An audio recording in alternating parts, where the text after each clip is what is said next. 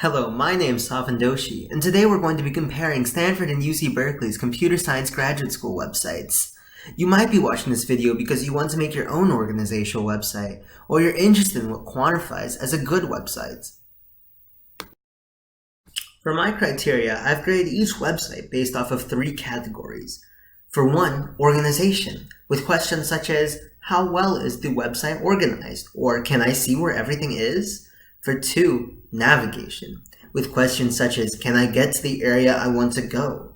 There are lots of different avenues you can go with that, like admissions or contacts.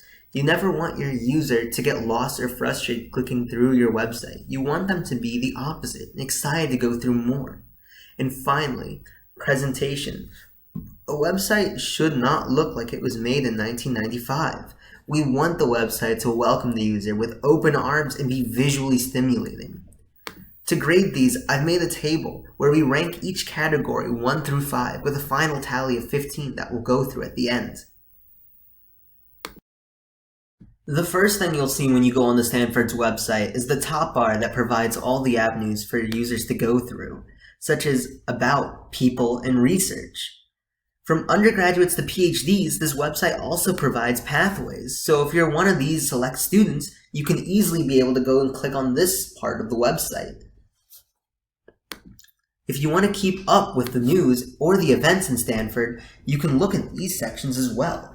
This really helps with people who want to get involved or want to stay updated with what the department's up to.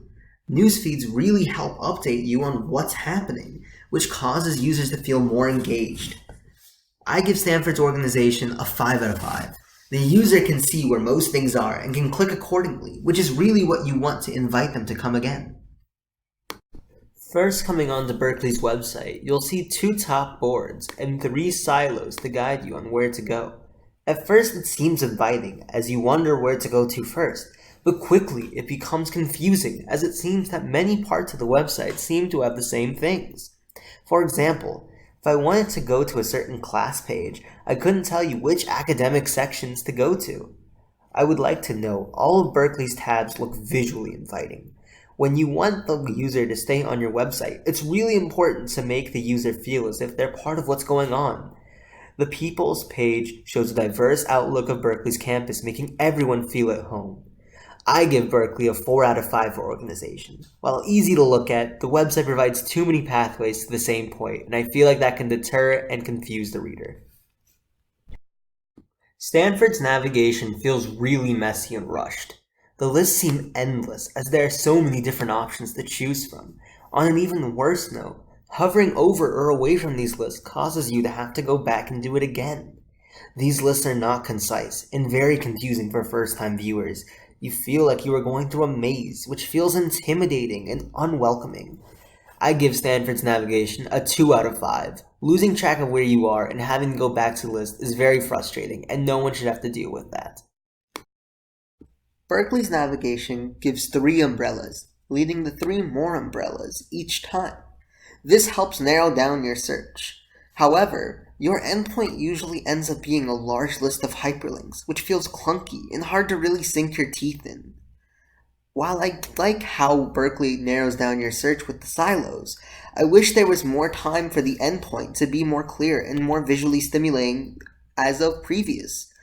4 out of 5 for navigation. While easy to parse, the end result still feels unfinished and needs more visualization in order to really encapsulate the reader. These hyperlinks just won't do enough to keep their attention. Stanford's presentation really flows well, especially when showing off different types of media.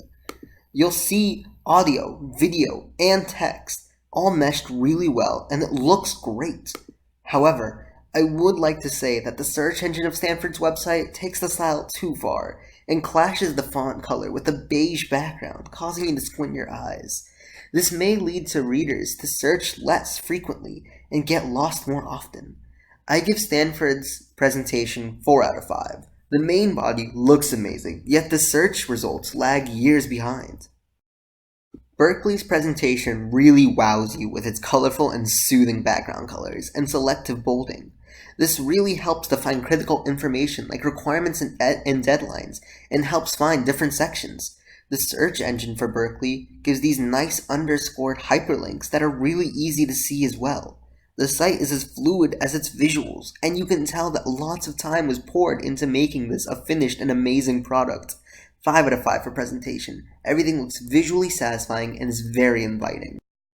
Before we move on to the conclusion, I'd like to provide you with websites to both Stanford, Berkeley's, and other websites about how to make a good website. Overall, both websites looked great and were organized well, but UC Berkeley's ease of traversal really set it over the top.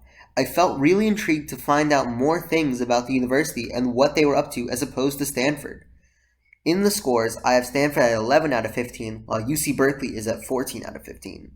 When making a site, I recommend holding keywords and sectioning with color. Being able to mesh media also helps keep the user's attention.